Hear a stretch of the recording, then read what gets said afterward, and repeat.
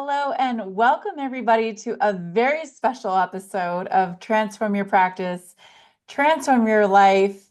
My name is Kristina Schneider and I'm a practice success coach here at the Ultimate Estate Planner.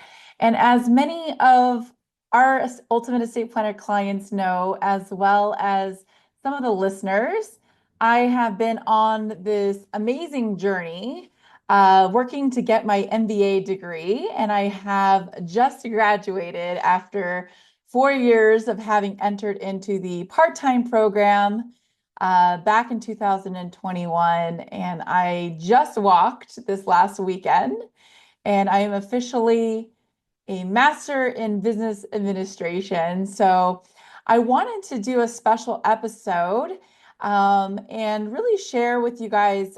My associate, many of you met, is Kirsten Allen. She really pushed me to become the commencement speaker at our graduation. And while I did receive a number of nominations, ultimately a full-time student was selected, which is totally fine. She was amazing and well-deserved.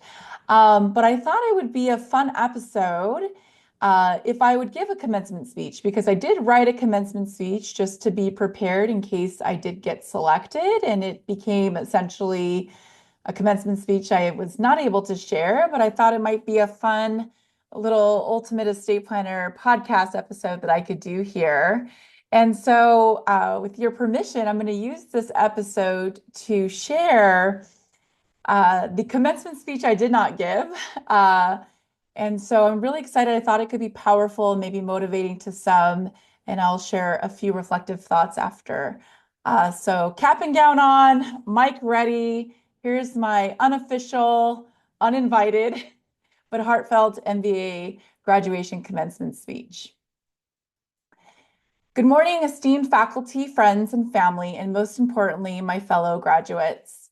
What an incredible moment it is to be standing here today, looking out at all of you, celebrating all of the hard work, the sacrifices, and the triumphs that have brought us to this very moment.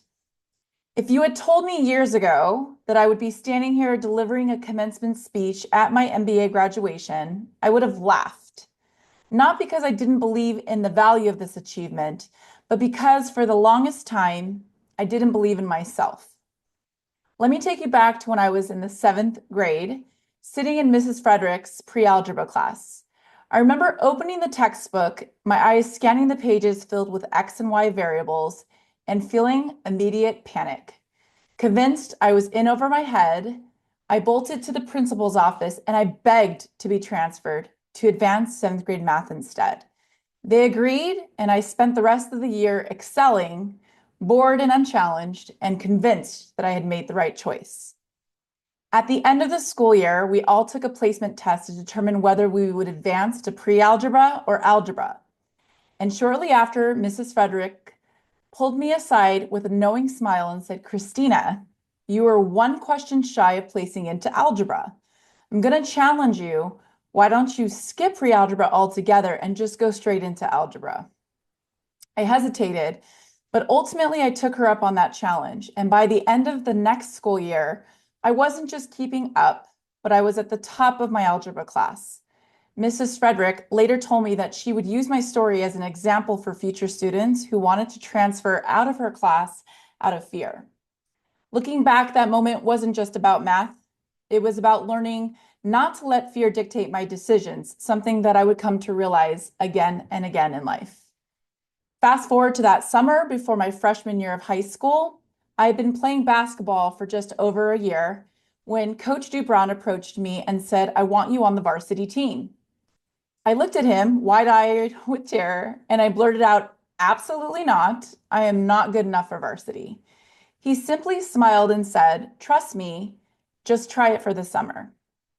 I spent the next few months begging him to let me move down to JV, convinced I was out of my league. But just before the season started, he gave me a choice. You either play on my varsity basketball team or you don't play at all. I wish I could say I stepped onto that court that year like Diana Taurasi, but let's be real, I did not. However, that challenge forced me to grow, and I had to level up my game, push past my doubts, and prove to myself that I belonged and I deserved to be on that varsity team. And over those 4 years, I did just that, making a meaningful contribution to my team and learning a lesson that I thought would stick with me far beyond the basketball court. Unfortunately, my basketball journey didn't extend to the collegiate level, but I was fortunate enough to attend Pepperdine for my undergraduate studies right here on this beautiful Malibu campus. However, my time as an undergrad wasn't easy. Some 25 years ago, I struggled more than I care to admit. I was juggling 5 different jobs, working all types of hours of the day just to put myself through school, and as a result, my grades suffered. Honestly, I'm lucky I even graduated, but that experience shaped me in a way that I didn't fully understand at the time. Instead of seeing it as just a difficult chapter in my life, I allowed it to define me. I built a narrative around it, one that told me that I wasn't very smart. And for years, I dreamed of getting my MBA, and I even considered coming back to Pepperdine just a few years after graduating. But every single time, fear held me back. Fear of failing, fear of not being good enough, fear that my undergraduate performance proved that I wasn't cut out for something like this.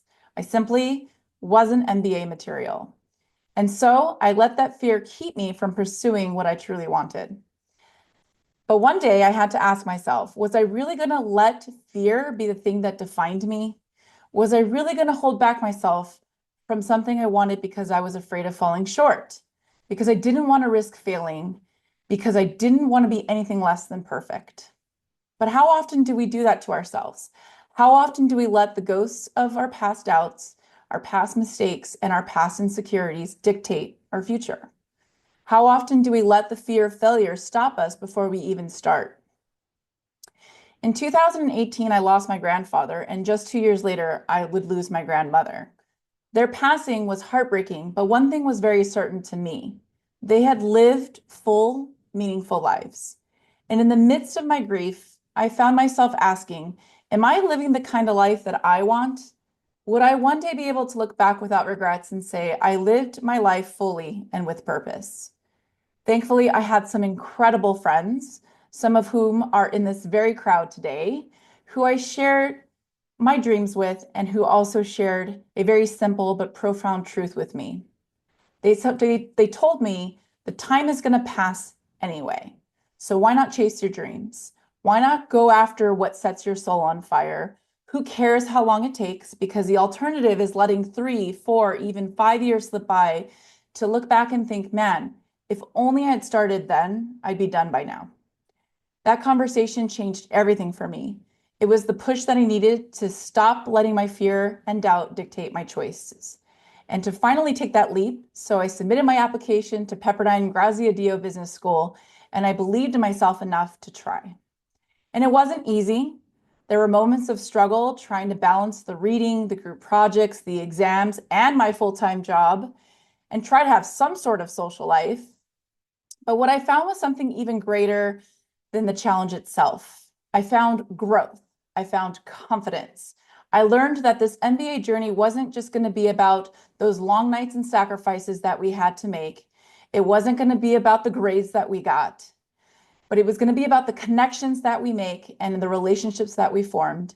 And I learned over these past few years that I was capable of so much more than I'd ever given myself credit for. It was another full circle moment to that 12-year-old Kristina who needed Mrs. Frederick to believe in her to skip pre-algebra, or Coach Dupron to believe in that 14-year-old Kristina to play on the varsity basketball team. Standing here today, I can tell you this. We will never know what we are truly capable of if we keep holding ourselves back. If we keep waiting for the perfect moment, the perfect circumstances, or the perfect version of ourselves before we take that first step, we might just never take that step at all. So as we step forward from this moment into the next phases of our lives, I challenge each and every one of you to release those doubts, to silence those voices, and that tell us that we're not enough, and to embrace the unknown with courage. We are all here today because we pushed past something, whether it was self-doubt, setbacks, or obstacles that we never even saw coming. And we made it, and that means that we can keep making it. And if you ever find yourself thinking, but Kristina, what if I fail? And what if I fall? Remember these wise words of the poet Aaron Hansen, oh, but darling, what if you fly? Congratulations to my fellow class of 2025. As we step into the world as the next generation of business leaders, may we embrace every challenge, chase every dream, and rise to every occasion. The sky is not the limit because the limit doesn't exist. So let's go out there and let's fly. Thank you.